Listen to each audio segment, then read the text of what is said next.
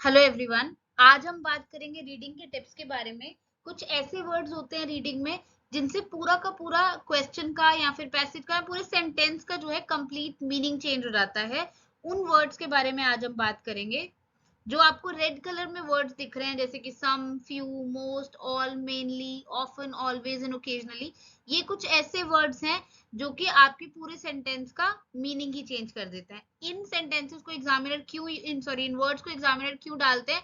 ताकि वो ये देख सके कि आप कितने अच्छे से अंडरस्टैंडिंग आपकी कितनी अच्छी है रीडिंग में। इसीलिए मैं हमेशा बोलती हूँ कि रीडिंग में कोई शॉर्टकट नहीं होता, आपको अपनी अंडरस्टैंडिंग डेवलप करनी ही पड़ेगी। हाँ, ये चीज है कि अगर आपके पास बिल्कुल टाइम नहीं है तब आप शॉर्टकट्स के साथ चल सकते हो, लेकिन अदरवाइज आपको अच्छे से समझ के रीडिंग को करना चाहिए। एक एग्जांपल ले लेते हैं इसका कि इससे कैसे पूरा सेंटेंस चेंज होता है। जैसे आप पहला सेंटेंस देखोगे हमारा, Coca Cola has always made it's drinks in the USA. Coca Cola जो है अपनी ड्रिंक्स हमेशा ही यूएसए में बनाता है। दूसरा सेंटेंस हमारा है, Coca Cola has mainly made it's drinks in the USA. Coca Cola जो है ज्यादातर अपनी ड्रिंक्स को यूएसए में बनाता है। अब जो बच्चे वर्ड मैचिंग करके बिना अंडरस्टैंडिंग के अपनी रीडिंग करते हैं वो क्या करेंगे, देखेंगे कोका कोला गिवन है, यहाँ पे भी कोका कोला गिवन है, मेरे ड्रिंक्स गिवन है, मेरे ड्रिंक्स गिवन है और यूएसए गिवन है, तो वो क्या लगा देंगे, ट्रू लगा देंगे। जबकि ये एक्चुअल में टोटली डिफरेंट सेंटेंसेस हैं, टोटली डिफरेंट बात हो रही है इनकी। और इसका आंसर एक्चुअल में होना चाहिए फॉल्स। क्यों?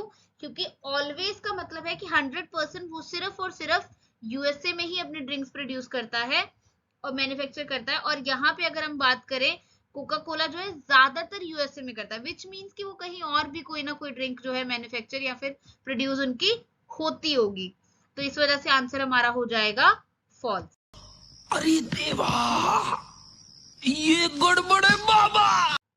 जैसे कि मैंने बोला, जब आपके पास बिल्कुल टाइम ना बचा हो, मान लो आपके पास 2 मिनट बचे हैं और आपके पास ट्रू फॉल्स और नॉट गिवन है करने के लिए, और आपको समझ में नहीं आ रहा है, आप उस टाइम पे अंडरस्टैंडिंग से आप नहीं कर सकते, बहुत टाइम कंज्यूमिंग हो जाता है, तो उस टाइम पे आप क्या कर सकते हो, आप इन वर्ड्स के अकॉर्डिंगली अपना true false not given use कर सकते हो। मतलब अगर क्वेश्चन में certain, some, most, can, may, possibility या समटाइम्स लिखा हो तो आंसर ट्रू आ जाता है, बट नॉट ऑलवेज। ये सिर्फ 80% का सिनेरियो है, जब आपके पास बिल्कुल टाइम नहीं है सिर्फ तब आप इस चीज को यूज करो, अदरवाइज आप अंडरस्टैंडिंग के लिए ही जाओ। आप इसका स्क्रीनशॉट ले सकते हो, लेकिन याद रखना फर्स्ट प्रायोरिटी अंडरस्टैंडिंग होनी चाहिए। अगर टाइम ना बचे तो आप ये चीज कर सकते हो। तू समझा? हाँ। नहीं, तू समझा नहीं। चलिए कुछ एग्जाम्पल्स देख लेते हैं, एग्जाम्पल से ज्यादा बेटर वे में आप लोगों को समझ आएगा। तो सबसे पहले हम क्वेश्चन में देखेंगे क्या गिवन है हमें। क्वेश्चन गिवन है, few merchants travel the entire root.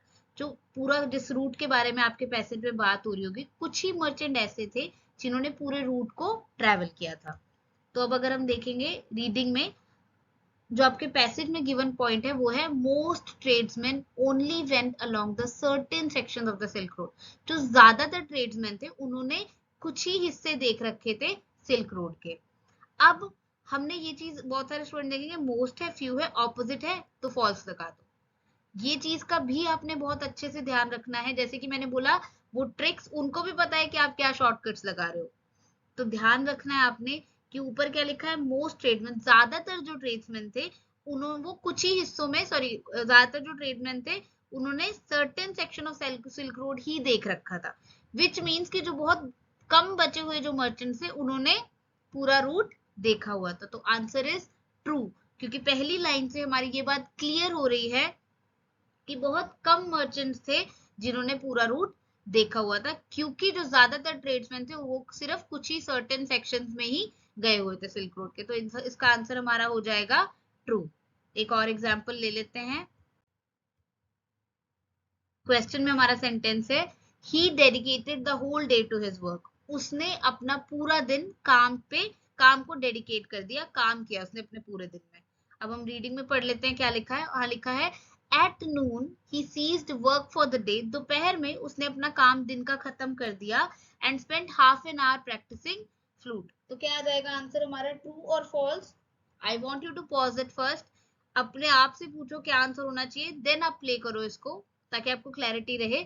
अब वहां लिखा हुआ है किसने पूरा दिन वर्क के लिए खर्च किया, नीचे लिखा है दोपहर में ही उसने अपना सारा काम खत्म कर दिया था। तो आंसर इज फॉल्स, क्योंकि उसने अपना पूरा दिन जो है काम में नहीं लगाया। चलिए एक और एग्जाम्पल देख लेते हैं। क्वेश्चन है, Haydn was more successful in Europe than in America. जो हेडन कोई पर्सन था वो यूरोप में ज्यादा सक्सेसफुल था अमेरिका के कंपैरिजन में। अब हम इसका रीडिंग का क्वेश्चन देखेंगे। अब आप देखोगे, he first attracted attention as Harry Hayden on a tour of Europe where he challenge police forces to keep him locked up. अब यहाँ क्या लिखा है, ही फर्स्ट अट्रैक्टेड अटेंशन, पहली बार उसने एज अ हैरी हेडन जो अट्रैक्शन पाई वो यूरोप में पाई, जहां पे उसने पुलिस फोर्सेस को चैलेंज किया। लेकिन इसमें ये कहीं भी गिवन नहीं है कि अमेरिका से ज्यादा सक्सेसफुल वो हुआ, तो हमें क्लैरिटी नहीं है कि अमेरिका में ज्यादा सक्सेसफुल था वो या यूरोप में था। यहाँ पे तो सिर्फ अटेंशन अट्रैक्ट करने की बात हुई है, तो ये हमारा क्या आ जाएगा, नॉट गिवन। क्यों? क्योंकि हमारे पास जो अमेरिका है वो तो मिला ही नहीं, और सक्सेसफुल यानी कोई भी कंपेरेबल वर्ड दोनों में नहीं है। एक और छोटा सा एग्जाम्पल ले लेते हैं। नेक्स्ट क्वेश्चन हमारा है, the majority of choices we make on a daily basis are conscious decisions. अब ये समझने वाली बात है, क्या होता है रीडिंग पैसेज में कई बार बट लगा के बाद में वो आंसर्स को चेंज कर देते। पहले आपको बिल्कुल सिमिलर आंसर दिखेगा, आपको लगेगा कि यही आंसर है, लेकिन वो बाद में बट लगा के आंसर्स को चेंज कर देते हैं। तो जो भी वर्ड मैचिंग करता है आप में से ध्यान रखो, understanding is the key. Word matching करने से स्कोर नहीं आता, आपको अंडरस्टैंडिंग बिल्ड करनी ही पड़ेगी। तो इसका एग्जाम रीडिंग का सेंटेंस देख लेते हैं। मोस्ट ऑफ द चॉइसेस, देखो जैसे कि आप वर्ड मैच करते हो, majority of choices, most of the choices मिल गया हमें। We make each day, we make on the daily basis मिल गया। Feel like the product of well considered decision making, are conscious decision, well considered decision making. लेकिन आगे अगर आप देखोगे उन्होंने क्या लिखा है, but they are not. May feel like, ऐसा लगता है हमें कि ये वेल कंसीडर्ड डिसीजन मेकिंग है, लेकिन वो होती नहीं है। वो क्या होती है, हैबिट होती है। तो आंसर इसका क्या आ जाएगा हमारा, फॉल्स, क्योंकि हम चॉइसेस जो है वो हैबिट के तौर पे बनाते हैं, कॉन्शियस डिसीजन के तौर पे नहीं बनाते हैं। तो वो हमारा आंसर क्या हो जाएगा, फॉल्स हो जाएगा।